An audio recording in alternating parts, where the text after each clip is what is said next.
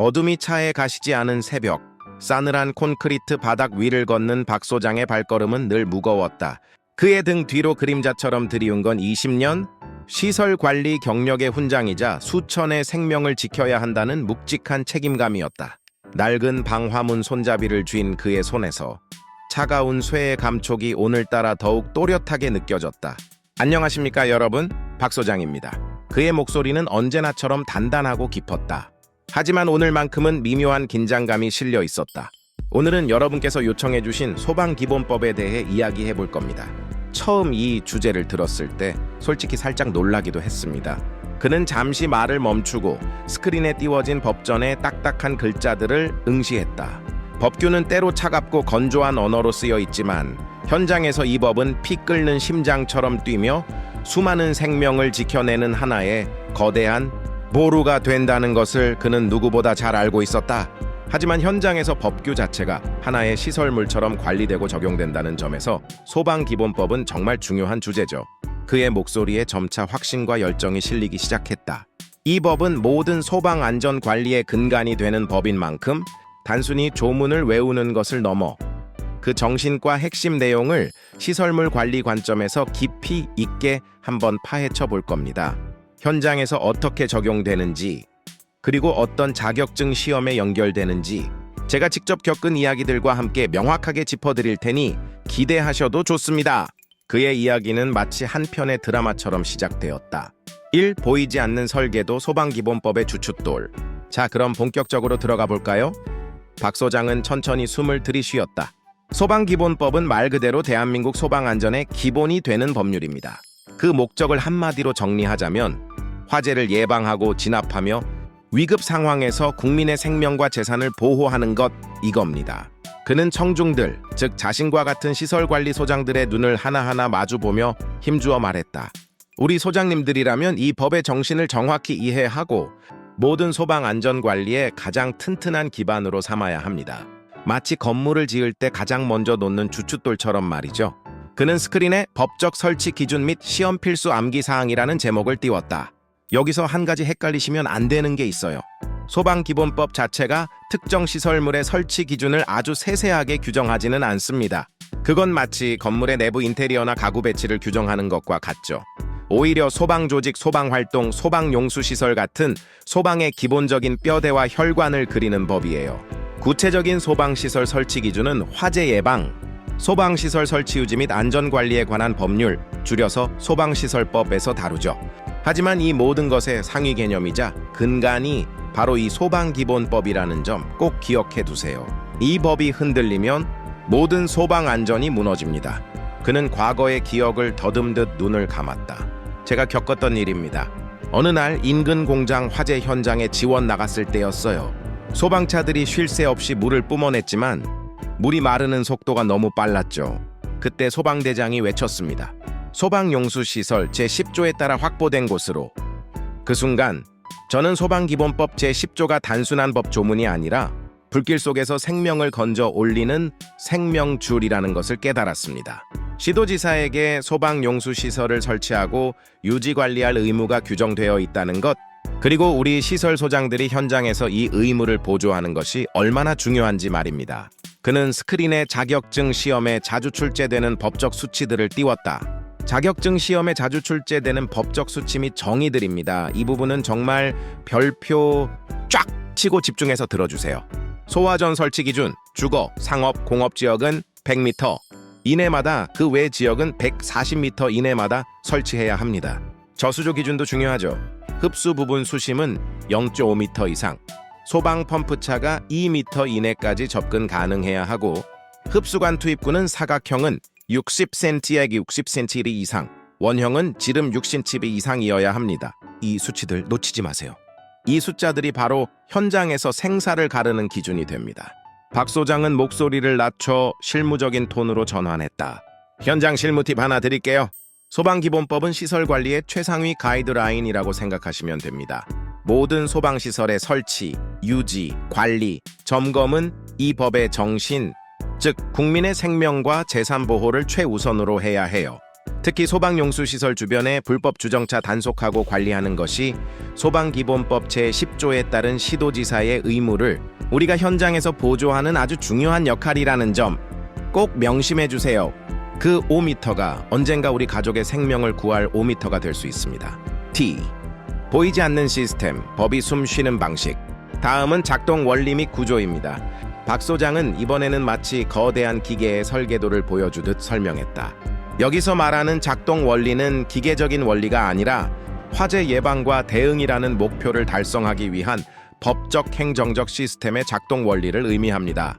그는 이 시스템을 4단계의 방어선으로 비유했다. 첫 번째, 예방 단계. 교육과 훈련으로 화재의 씨앗 자체를 말리는 겁니다.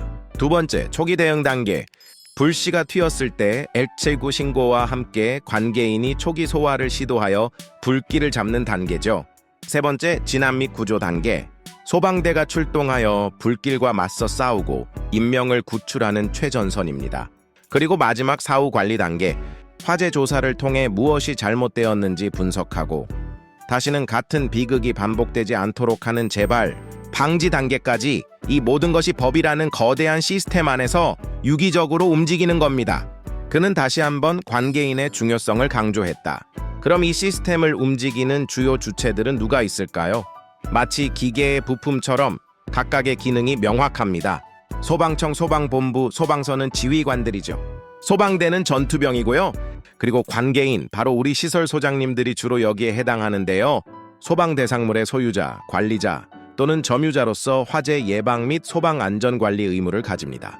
소방 안전 관리자는 이 관계인의 의무를 대행하는 핵심 주체라는 점, 소방 설비 기사, 산업 안전 기사 필기 시험에 정말 단골로 출제됩니다.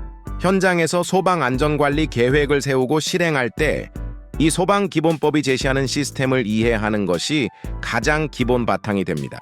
우리 건물에 화재가 났을 때 법에 따라 누가 어떤 역할을 해야 하는지를 명확히 알고 있어야 혼란 없이 제대로 대응할 수 있겠죠? 패닉에 빠진 사람들의 눈빛 속에서 흔들림 없는 리더십을 보여줄 수 있는 유일한 길입니다. 3. 생명을 지키는 춤, 실전의 움직임. 세 번째 주제로 넘어가자 박 소장의 목소리에는 실전의 긴박함이 더해졌다. 표준 조작 및 점검 절차입니다. 소방기본법은 특정 시설의 조작 절차보다는 소방안전관리 전반에 걸친 절차와 의무를 강조합니다. 이게 바로 자격증 실기시험의 소방안전관리계획서 작성이나 화재 대응 시뮬레이션과 직결되는 아주 중요한 부분입니다. 그는 훈련의 중요성을 역설했다.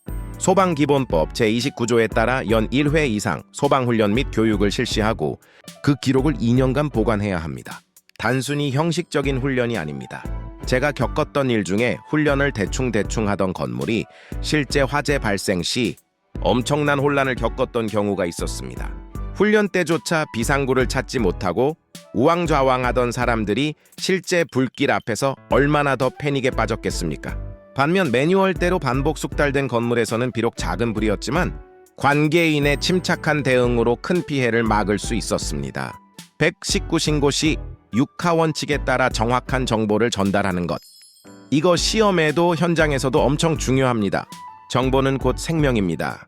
그는 실제 현장에서의 점검 방법을 설명하며 마치 눈앞에 체크리스트가 있는 듯 생생하게 묘사했다.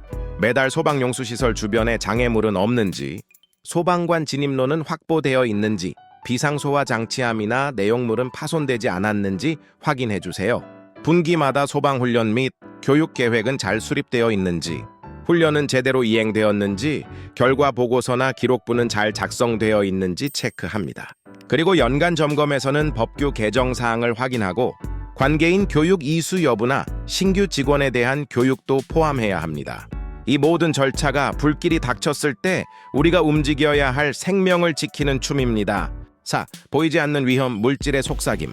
네 번째, 위험 물질 특성 및 응급 조치에 대한 이야기가 시작되자 박 소장의 표정은 더욱 진지해졌다.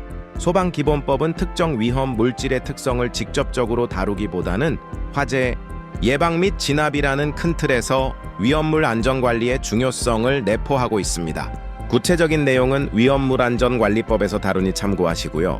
그는 시설 관리 현장에서의 위험물 관리의 중요성을 강조했다.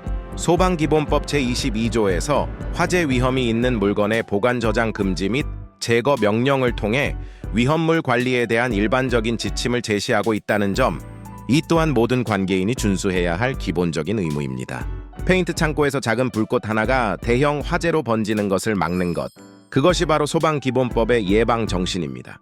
현장 실무에서는요, 시설 내에 페인트나 유류, 가스 같은 위험물을 취급하는 장소가 있다면 반드시 해당 물질의 MSDS, 즉 물질 안전 보건 자료를 비치하고 내용에 따라 적절한 보호구, 예를 들어 방독면이나 내화복, 보안경 같은 것들을 구비해서 작업자들이 꼭 착용하도록 지도해야 합니다.